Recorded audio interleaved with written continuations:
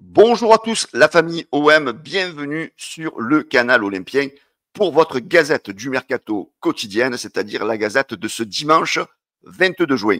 Alors, j'avais un petit message à vous passer avant d'attaquer la gazette. Alors, je suis très content parce que pendant mes 15 jours de vacances, vous avez été un nombre incalculable de personnes qui avaient suivi cette gazette. Alors, c'était juste pour vous prévenir, pour les fidèles, qu'à partir de demain, donc malheureusement, je reprends le travail, toutes les belles choses ont une fin.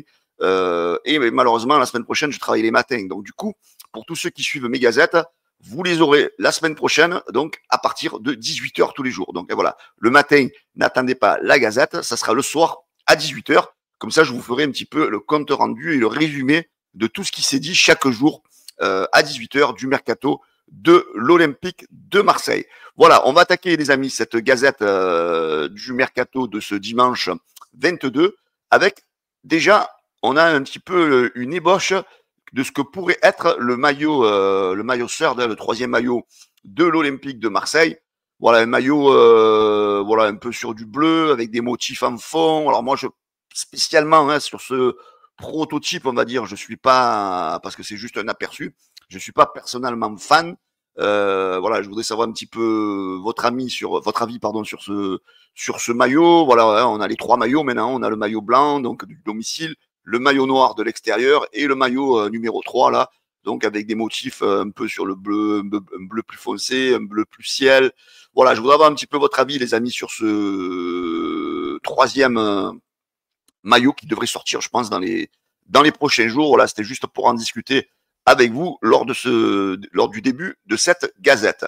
Alors, on continue avec cette gazette, avec voilà, une photo qu'a mis hier Mehdi Benassia sur son Instagram, voilà, où il s'affiche avec pas mal de monde, et surtout, on remarque voilà, qu'il y a Paul Pogba sur la photo.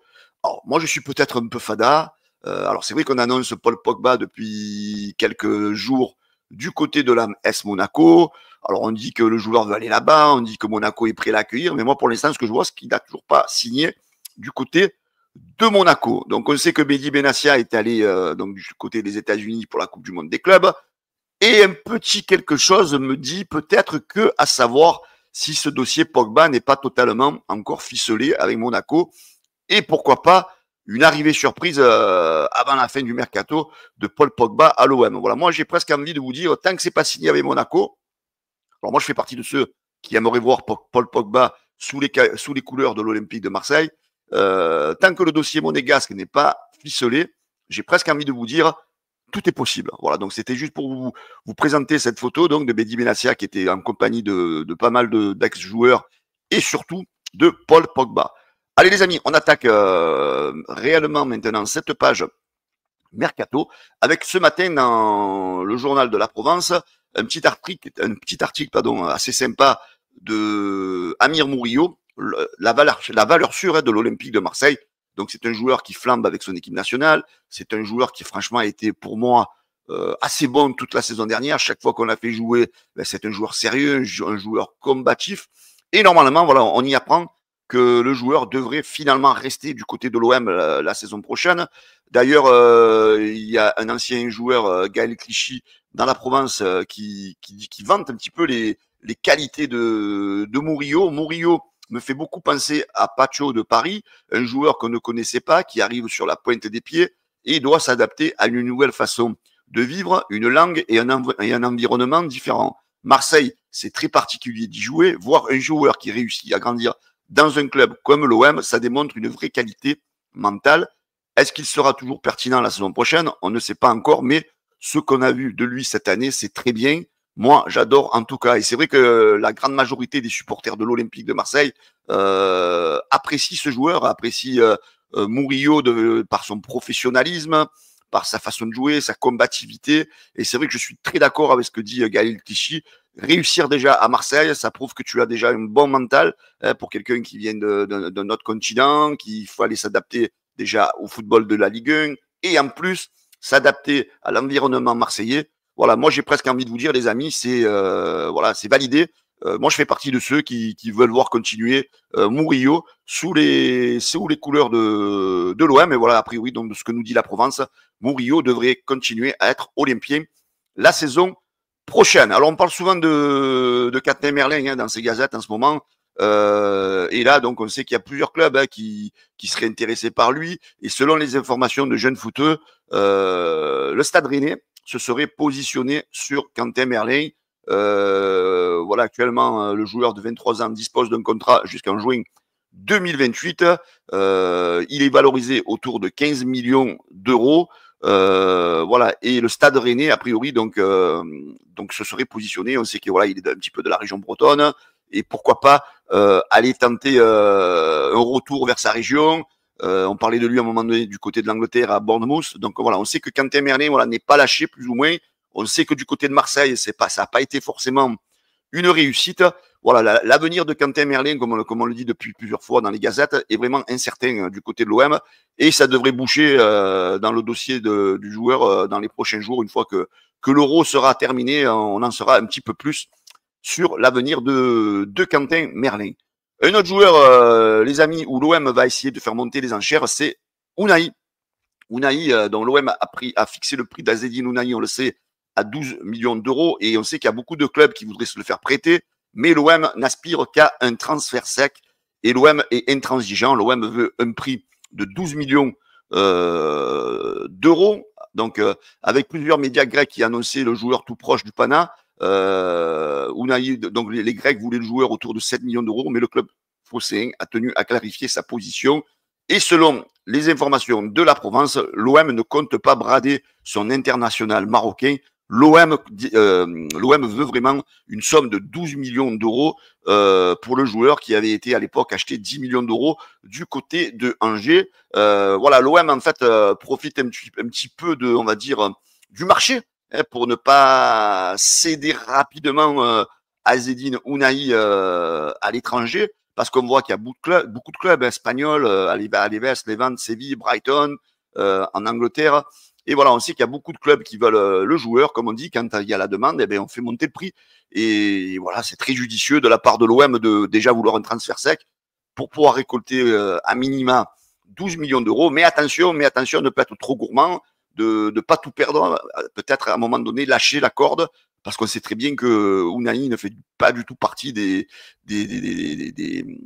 joueurs que De Zerbi veut garder dans son système de jeu. Alors, on apprend aussi dans la presse ce matin et sur le site de la Juve, Tutto Juve, que l'OM pourrait passer, donc selon le média italien, à l'attaque pour Nico Gonzalez. On en avait parlé il y a quelques jours des bruits de ce joueur. On sait que De Zerbi apprécie le joueur, et a priori, l'OM devrait attaquer le joueur pour essayer de le faire venir du côté de l'OM la saison prochaine. Donc voilà, hein, on sait que le club italien voilà, est décidé peut-être à faire partir le joueur. Il n'a pas forcément réussi du côté de la Juve. Il a été beaucoup plus convaincant lorsqu'il jouait du côté de la Fiorentina. Et on y apprend a priori que donc la Lazio de Rome et Marseille seraient très intéressés par la venue du joueur.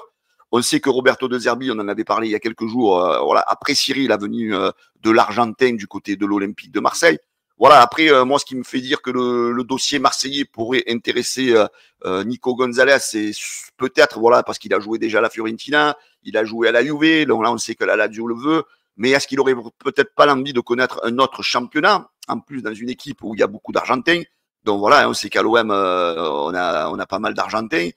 Medina devrait aussi ajouter cette colonie d'Argentins, et pourquoi pas décider peut-être Nico Gonzalez à rejoindre l'Olympique de Marseille donc lors de ce mercato. Alors ce n'est pas un joueur qui va être donné, hein, s'il est estimé sur Transfermarkt à 24 millions d'euros. Il est, on va dire, à la maturité de son âge, hein, il a 27 ans. Comme je vous dis, nationalité argentine, donc un joueur qui a en lui la grinta, c'est l'ADN des Argentins, 1m80, son poste de prédilection, c'est ailier droit. Ensuite, c'est un joueur, comme je vous dis, qui est en contrat jusqu'en juin 2029 du côté de la Juventus. Et en fait, il appartient à la Fiorentina.